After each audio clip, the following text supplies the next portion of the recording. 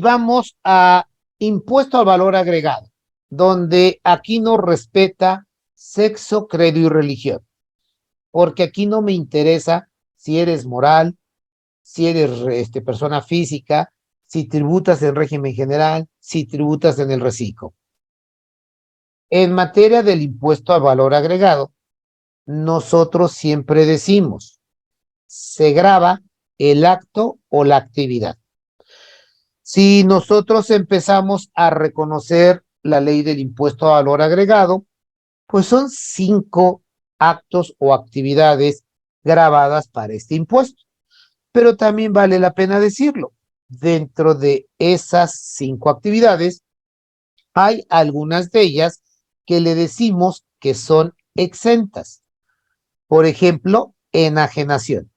Y yo no dudo que ustedes en la notaría es pan nuestro de cada día que están en una operación traslativa de dominio de lo que es la venta de una casa habitación. Y a lo mejor ustedes recordarán los requisitos, obviamente, para exentarlas. Demuéstrame que ahí viviste. También, ojalá no rebase de las 700,000 UDIs, que obviamente es el umbral para la exención, pero eso es renta. Para IVA, sabemos que la casa habitación es exenta. Estoy en una operación traslativa de dominio y se está vendiendo un terreno. El terreno es exento. Pero no estamos hablando de las contribuciones que son propias del notario o de la notaría. Simplemente estamos hablando ahorita de una operación donde yo, al brindar mi servicio, tengo que cuidar si se genera o no el impuesto al valor agregado. Pero también un notario puede estar involucrado en una enajenación. A lo mejor lo que va a vender es el automóvil que está a nombre del despacho, bueno, de la notaría, y técnicamente cuando yo lo enajene, lo pueden llamar acto accidental de comercio, porque cada quien le da el nombre como quiere. Hay una enajenación y técnicamente volvemos al Código Fiscal de la Federación, a ese artículo 14. Toda transmisión de propiedad, pues es enajenación. Y cuando hablamos del artículo 9, excepto las que no se hagan por empresas, pero hablas de la enajenación de un bien mueble llamado coche y técnicamente puede causar el impuesto al valor agregado. ¿De acuerdo? Ahorita voy al chat. Dentro de los actos y actividades grabadas, creo yo que el clásico que hay que platicar el día de hoy es prestación de servicio, porque a eso me dedico, a prestar un servicio profesional. Aunque cuando estudiamos el artículo 14 de la ley del impuesto al valor agregado, pues yo estoy convencido que en toda la notaría siempre hay abogados. Y abogado que no haya estudiado teoría de las obligaciones en Código Civil Federal, pues yo creo que hay que regresarlo a la escuela, porque es un tema básico para ellos. Para nosotros los contadores en materia fiscal, siempre decimos obligaciones de dar, no, de hacer o de permitir, que es el artículo 14. Pues es acto grabado. Y difícilmente el servicio profesional de la notaría va a encuadrar en alguno de los supuestos de acto exento.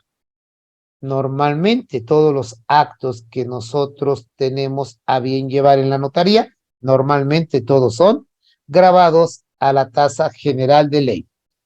Sabemos que obviamente la tecnología, obviamente a corta distancia, si tengo el día de hoy pues representantes de notarías o notarios que estén en zona fronteriza norte, recuerden que ustedes no tienen una tasa del 8%, es un estímulo fiscal.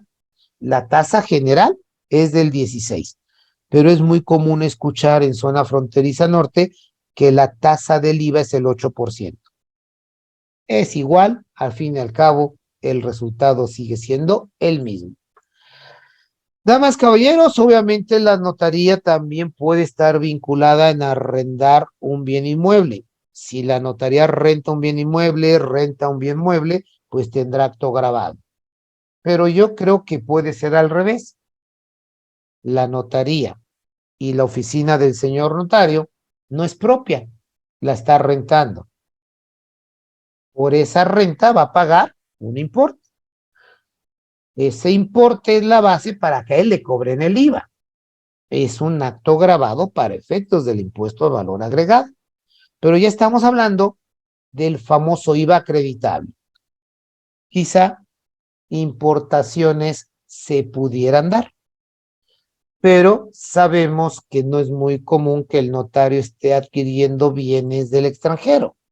Pero si hay una importación, creo que lo más importante es cuidar el pedimento, porque en el pedimento de importación tenemos obviamente pues bien definido cuál fue el IVA de la importación. Y exportación, damas, caballeros, a veces es un poquito difícil decir que en una notaría no existe la tasa 0%. Yo les digo, ten cuidado porque a lo mejor quien solicitó el servicio es un extranjero residente en el extranjero a través de un apoderado en México y todo lo que se hizo, obviamente, se va a quedar con el extranjero residente en el extranjero. Dependiendo de la operación, creo que podemos decir que podemos encuadrar en una exportación indirecta y entonces sí, tener tasa 0%. ¿Que es muy difícil que se dé? Pues sí, pero hay extranjeros que obviamente piden el servicio para formalizar lo que estén comprando y técnicamente te piden tu comprobante y se va al extranjero. Siempre cuidamos dónde se quedó el beneficio. Si se quedó en territorio nacional, lo siento, estarás en el extranjero, tendrás tu residencia en el extranjero, pero el beneficio está en México. Entonces, el impuesto al valor agregado se tendrá que pagar en México. Mi estimada Angélica, no sé si tengo mensaje porque la verdad perdí la noción del número. ¿Hay mensaje en el chat, amiga Angélica? Yo no tengo un mensaje nuevo, no sé si le ha llegado a usted A directamente. ver, déjame ver. Ah, no, nada más fue Gaby, la de sí, si hay costo, el del primer adquirente. No tenemos otro mensaje. Ok. Nosotros, gracias Angélica, nosotros obviamente como actividades no objeto del impuesto, pues hablamos de terrenos, de bienes muebles usado, a excepción de los enajenados por empresa, y técnicamente me queda claro que si eso sea civil, es una empresa, y lo que me queda en duda, si el notario tributa por servicio profesional, no es una empresa. Estamos dentro de un mismo capítulo, actividad empresarial y servicios profesionales, por eso yo dije, a lo mejor pagamos el IVA. Los que se presten en forma gratuita, pues excepto para los beneficiarios que sean socios o asociados de la persona moral. Tenemos una asociación nacional de notarios. Todo lo que se da como contraprestación normal de las cuotas dentro de la asociación de notarios, pues damas, caballeros, todos son actos exentos. ¿De acuerdo?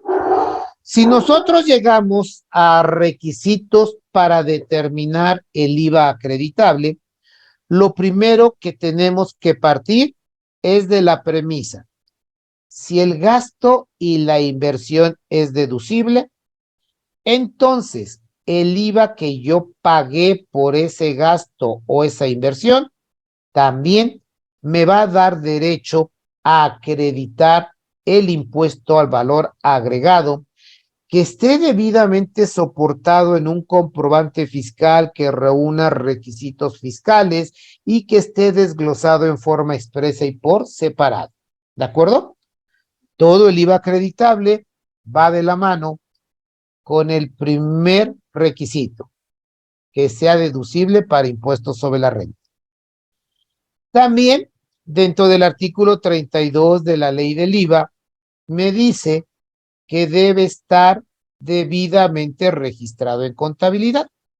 damas, caballeros, me queda claro que cada quien lleva la contabilidad como le dijeron.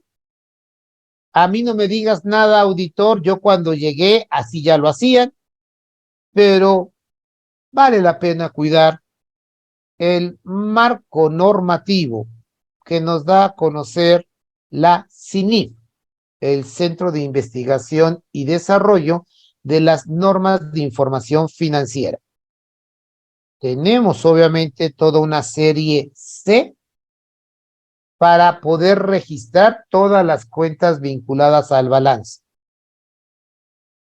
Tenemos el C4 costo, C1 efectivos parcialmente restringidos, C3 cuentas por cobrar, C5 pagos anticipados, C6 inmueble, planta y equipo y lo que siga sumando, donde creo que ahora va a ser el importante el C11, las cuentas de capital, porque ayer vi Doña Cuca y aunque no lo crean, los términos de Doña Cuca son igualitos a nuestra técnica contable.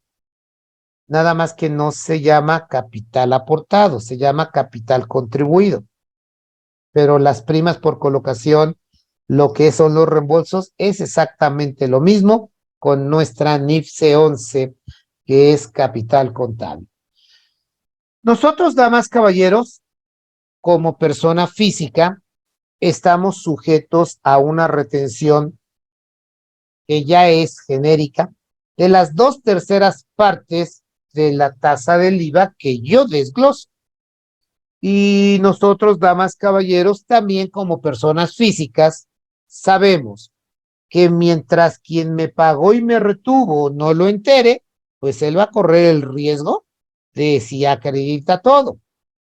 Pero nosotros siempre hablamos que si yo como notaría tuve la obligación de retener el IVA, que pagué ahorita en febrero, lo retengo, perdón, lo entero en marzo, yo ese importe que te retuve y que lo voy a pagar, obviamente en marzo, hasta en marzo lo voy a acreditar. Por eso estudiar el artículo 5 de la ley del IVA, que son obviamente los principales requisitos para determinar el IVA acreditable, siempre cuidamos que se desfase un mes lo que yo retuve y que entero, para que entonces yo pueda acreditar ese importe. Si hablamos obviamente de la mecánica de pago, la verdad es muy sencillita y creo que en esto pues no distinguimos sexo, credo y religión. Nuestra prestación de servicio es acto grabado, te expedí mi comprobante, me pagaste el IVA, tengo un IVA efectivamente cobrado. Tengo comprobantes que amparan mi requisito fiscal con todos los requisitos, te lo pagué, tengo IVA acreditable. Se lo resto al cobrado, mi pago mensual definitivo del IVA. Si yo tributo como persona física y tengo la oportunidad de acreditar el retenido, pues lo resto y así es como yo tengo el IVA por pagar del mes. En IVA no tenemos mucho problema por nuestra actividad, quizá por nuestra labor profesional cuando es enajenación de un local comercial, pues hay que decirle también al cliente que crees, al no ser casa habitación, el local comercial causa IVA, pues yo soy el responsable solidario, tú no lo vas a pagar, lo pagamos nosotros para que el SAT no se vaya a enojar, ¿de acuerdo? Dentro del artículo 32, damas, caballeros, las principales obligaciones por cumplir de cualquier notaría, llevar contabilidad. Damas, caballeros, 28 del Código Fiscal, 33 del Reglamento del Código Fiscal y regla miscelánea 2815 para este año. En años pasados había cambiado a 2816. Obviamente las reglas misceláneas van cambiando a veces porque o las desaparecen o las pasan a reglamento o hasta las pasan a ley al siguiente año. Emitir y recibir CFDI, que es toda una obligación, y lo que se vio obviamente en el módulo pasado, presentar mes a mes la declaración informativa de operaciones con terceros. En materia de IVA, damas, caballeros, espero que no tengan muchos problemas dentro de la notaría, sea moral, sea física, sea régimen general, sea reciclo, porque en el IVA no hay distinción de figura jurídica. Se cuida el acto grabado. Y damas, caballeros, obviamente la declaración informativa que se vio con Penny la semana pasada, si bien es cierto que es un formato electrónico, que hay que presentarlo al SAT, nosotros sabemos que toda la información con proveedores la tengo que detallar, que puedo tener un proveedor global con el 10% de, obviamente, del importe que yo pagué para poder dar debido cumplimiento a esta obligación que emana del artículo 32 de la ley del IVA. Brevemente, obviamente la versión, la carga automática con la máquina virtual del DIOT y obviamente, damas, caballeros, siempre nos piden actualiza obviamente el Java para que no tengas problemas de visualización, para que puedas obviamente dar debido cumplimiento, obviamente con la obligación. Nosotros, damas, caballeros, cuando rebasamos cierto nivel de registro y estamos hablando de un aplicativo informático, pues sí, hasta 500 registros como operación de la notaría. Yo creo que difícilmente una notaría pueda tener más de 500 registros en el mes, pero cuando se rebasa, obviamente, 500 registros, informar 500 operaciones con proveedores o con operaciones con terceros, nosotros tenemos que acudir a la administración desconcentrada que nos quede más cerquita, a la que nos corresponda, pues obviamente con un disco extraíble, llámenle CD, llámenle un USB, para que obviamente nos lo validen y podamos dar debido cumplimiento con la obligación.